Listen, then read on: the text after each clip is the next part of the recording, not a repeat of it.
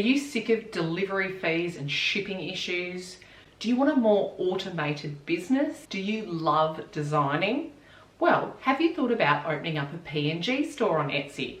So the end of April, I decided that I'd start slowly putting some designs that I'd already done, I'd already created for my print-on-demand shop, and put them in another shop, just an old shop that I had where I used to do greeting cards. So since then, May, I did an upload a day, and just in September we've started doing 10 per week. That's our goal, and revenue is 361 Australian dollars, and apart from the Etsy fees, the rest of the money comes to me, which is awesome. So in this video I want to talk about the designs, profit, customer service, offers, reviews, how I turn my design from a 92 DPI to a 300 DPI. So let's do this. First off, designs. So I have done a mixture of older designs that I already have up on my print-on-demand store, as well as some new ones. It is so easy and fast to create multiple different listings with a similar design. So by using a rainbow and then changing the teacher grade underneath, all of a sudden you've got multiple designs, multiple listings, and multiple opportunities to have sales. Our top design is an occupation, and we have had 16 orders. However, in the print-on-demand store, we have sold 0.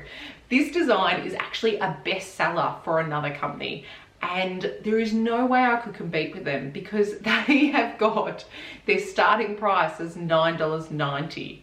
So they are running ads consistently. We just haven't had any sales of that in our print-on-demand store, and yet I've had 16 orders in our PNG store. So what I did is I made 10 new designs for that particular niche, because we've obviously got the right keywords. We're ranking for our search engine optimization. So we made another 10, and we're selling some of those as well. So profit-wise is pretty amazing. And like this store that I'm running, it is only PNGs. I don't do any of the ones that are specific for the cricket. I'm just doing PNGs. So if you're charging $5 for a design, that is 81% profit. And you can see the breakdown here.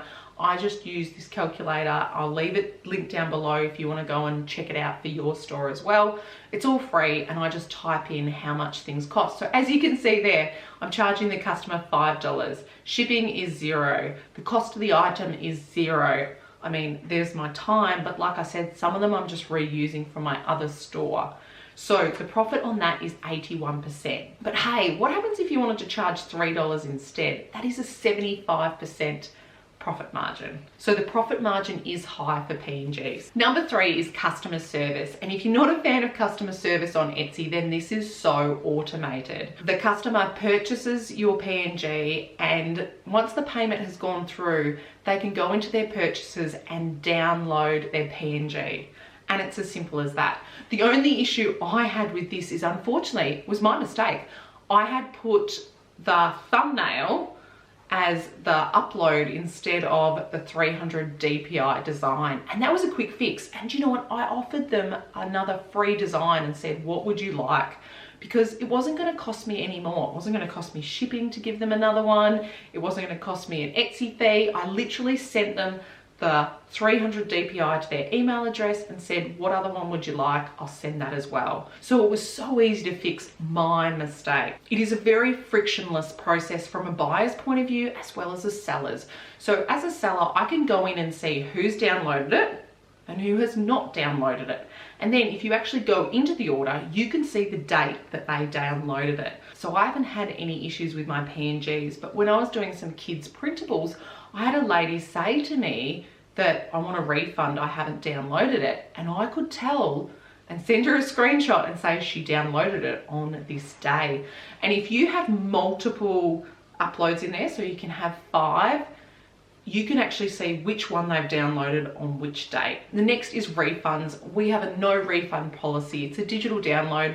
The buyer is aware of that before they even purchase, so that has not been a problem at all. 2 days ago, we decided to set up some offers. So what I've noticed with the PNG store is that people don't tend to review, and I get this because You don't want to show your competitors where you're buying your PNGs from. So if you leave a review there, it's very easy to tell. For instance, I've done the same with other print-on-demand stores. I can see where they're getting their mock-ups from if they leave a review below.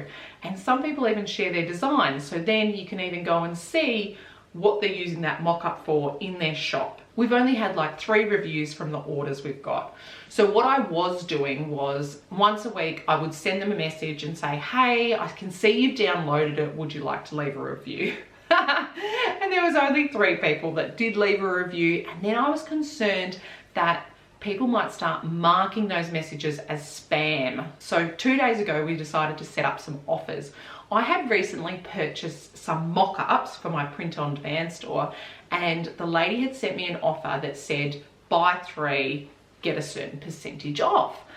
And I was like, this is so clever, because yes, I'm getting the big sale on it. It was like 40% off, but also I just have to purchase those items. So she's making money. She has already got her costs back for taking those photos of those mock-ups.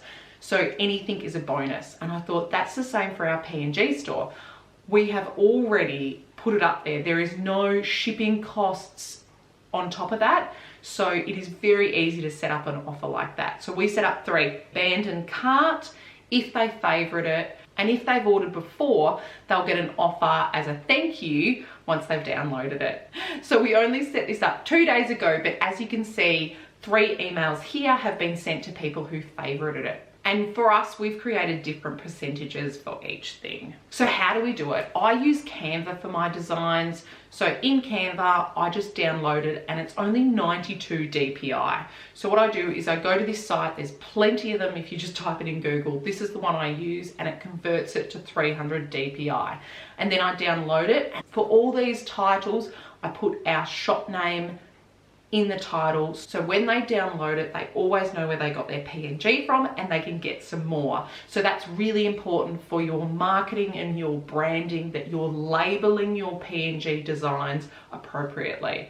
Labeling them 1, 2, 3 is not helpful for the buyer who wants it nicely titled when they download it so they know what it is. Think about your branding and then returning as a customer. The other great thing about doing this is the process is super quick to upload it to Etsy and all of a sudden you've got a listing. Now I encourage you to set some goals. For September, our goals are to start doing 10 listings a week minimum and spreading that out over the week to help with the Etsy algorithm.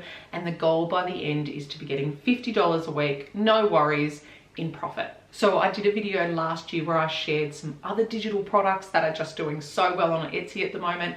I'll leave it linked here for you if you want to go check it out. Thanks for watching. Bye.